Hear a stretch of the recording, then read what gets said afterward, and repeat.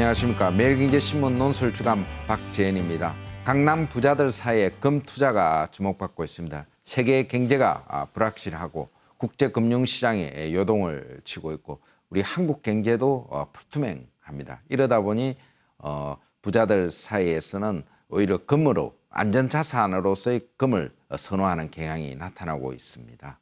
오늘 하나은행 강남 PB센터의 고재필 팀장과 함께 금 투자 방법에 대해서 한번 알아보도록 하겠습니다. 고 팀장 안녕하십니까. 요즘 그 금 투자가 그렇게 주목받는 이유가 뭡니까? 네, 최근 트럼프 대통령의 정책 불확실성이 좀 증대가 됐습니다. 그러면서 안전자산을 확보하기 위한 금테크 열풍이 좀 불고 있습니다.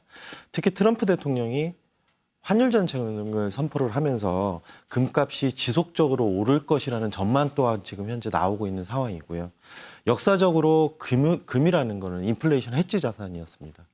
그 국제 금은 우리는 돈이라고 얘기를 하는데요. 국제에서는 한 1온스로 단위가 이제 정해지고 있습니다. 원래 1온스는 빵 350개랑 같다라는 또 얘기들도 있습니다. 결국에는 이 빵값이라는 게 인플레이션이라는 거고요.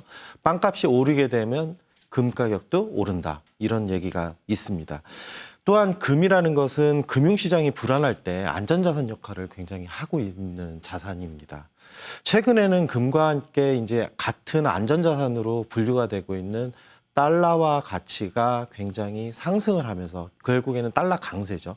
그러면서 대체제 역할을 하고 있었던 금값이 최근 올 초에 굉장히 많이 급락을 했습니다. 급락을 하고 나서 최근에 좀 반등을 하면서 금이 형성이 되고 있고요. 국제 금 시세는 작년 7월에 1,350불을 기록한 후에 달러화 강세로 인해서 1월 초에 1,100불대까지 하락하고 일정 부분 반등을 해서 현재 1,200불대에 형성이 되고 있습니다. 예. 네. 금 가격의 이제 변동 요인들은 어떤 게 있습니까? 네. 금 가격 변동 요인이 굉장히 많습니다. 이제 그 중에서 딱 세 가지만 좀 말씀을 드리고 싶습니다. 첫 번째는 좀 전에도 제가 설명을 드렸지만 달러화 가치 변동입니다. 달러는 금과는 대체제 역할을 하고 있는 자산이기 때문에 달러 강세 국면에서는 금값이 약하게 됩니다. 그리고 반대로 달러 약세 국면에서는 금 가격이 상승하는 국면이고요. 결국에는 달러와 가치와 연동돼서 금 가격이 움직인다라고 보시면 될 것 같고요. 두 번째는 금리와 인플레이션입니다. 이 금리가 상승을 하면 실질 금리가 상승하는 효과가 발생을 하고요. 그렇게 되면 화폐 수요가 증가가 되고 금 수요가 감소를 하기 때문에 금 가격의 하락의 원인이 되고 있습니다. 좀 전에 이제 빵값을 비유를 또 드렸었습니다. 인플레이션이 높아지면 통화의 실질 구매력이 감소하는 효과가 발생을 하기 때문에 금이라는 건 가치가 불변하지 않습니까? 그렇기 때문에 금 가격은 같이 상승하는 경향이 있고요. 세 번째입니다. 국제금융시장의 변동성과 이런 불안 요인입니다. 좀 전에도 설명을 드렸듯이 금 가격은 금이라는 것은 굉장히 안전자산이기 때문에요. 국제금융시장이 변동성이 커진다던가 불안할 때라던가 이제 한국 같은 경우에는 북한의 위협이라든가 이런 지정학적 위험도가 상승을 했을 때 금 가격이 상승하는 이런 상승하게 됩니다. 네. 근데 금을 좀 투자하려면은 어떻게 해야 되면 뭐 금은방에 가서 살 수 있는 거다. 다른 어떤 방법들이 좀 있습니까? 예, 요즘에는 흔히 이제 종로 금은방, 금은방 가서 사시는 것보다는요 합법적인 방법으로 금을 실물 자산으로 구매를 하시는 분들이 좀 많으세요. 일단은 합법적인 금을 매수를 하시는 방법을 설명드리기 전에 일단 우리는 국제 금 시세와 한국의 금 시세가 또 조금씩 다릅니다. 그 부분을 먼저 설명을 좀 드려야 될 것 같습니다. 예, 먼저 한국의 금 시세는요, 국제 금 시세에다가 환율이 곱해져서 국내 금 시세가 결정이 돼요. 그러다 보니까 저희가 우리나라 한 돈에 얼마지? 10g에 얼마지? 이거를 할 때는 국제 금 시세만 보면 안 되는 거고요. 환율을 같이 봐야 됩니다. 결국에는 금 가격이 올랐어도 우리 환율이 오른 폭보다 더 많이 빠지게 되면 국내 금 시세는 더 많이 하락을 하게 되는 효과가 발생을 합니다. 두 번째는요, 저희가 합법적으로 금을 사려면 부가가치세 10%가 붙습니다. 이 부가가치세는 내가 금을 가지고 있다가 나중에 다시 되팔 때 환급을 안 해줍니다. 결국에는 금 시세에다가 곱하기 110%의 돈을 주고 금을 사야 된다라는 말씀입니다. 요거는 기본적으로 아셔야 되는 부분이라서 먼저 설명을 드리고요. 금의 실물에 대한 투자 방법은 세 가지가 있습니다. 시중은행에서 가셔가지고 사실 수 있는 두 가지 방법, 골드바가 있고요. 두 번째는 골드 뱅킹이 있습니다. 세 번째는 KRX 금시장에 참여하는 방법이 있는데요. 각각 말씀을 드려보면 일단 골드바는 1g짜리는 안 팝니다. 10g부터 10g, 100g, 키로 이런 식으로 파는데요.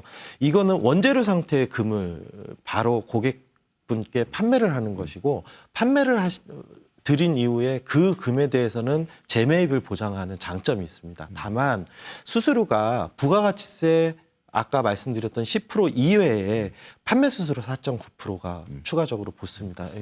수수료가 좀 많이 셉니다. 예. 그리고 이제 두 번째는 저희가 분산 투자나 아니면은 금을 실질적으로 내가 소유를 하는 것보다는 금을 샀다 팔았다 이렇게 매매를 좀 하겠다라고 하는 게 골드 뱅킹입니다. 골드 뱅킹은 그램 단위로 매수를 할 수가 있고요. 실물로 매수를 하는 것이 아니라 시세대로 매수를 해서 계좌에다 넣어놓습니다.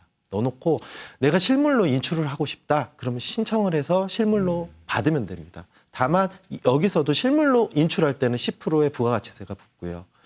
거래를 하면서 환율 스프레드가 붙습니다. 그러니까 결국에는 그렇게 또 수수료 부분이 또 발생을 할 수 있고요. 11개 증권사가 참여를 하고 있는 KRX 한국거래소의 금시장이 있습니다. 여기도 골드뱅킹과 유사한 방식으로 금 전용 증권 계좌를 개설을 해서 그램당 거래를 한 이후에 실물 인출을 할 때는 부가가치세 10%를 납부하고 실물을 받을 수 있는 이 세 가지 방법이 투자 방법이 있습니다. 네.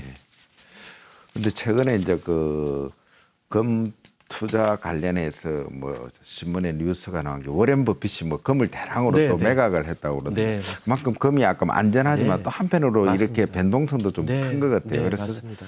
좀 그런 거 유의해야 될 그런 점은 없습니까? 네, 앞서 말씀드린 바와 같이 금은 안전자산입니다.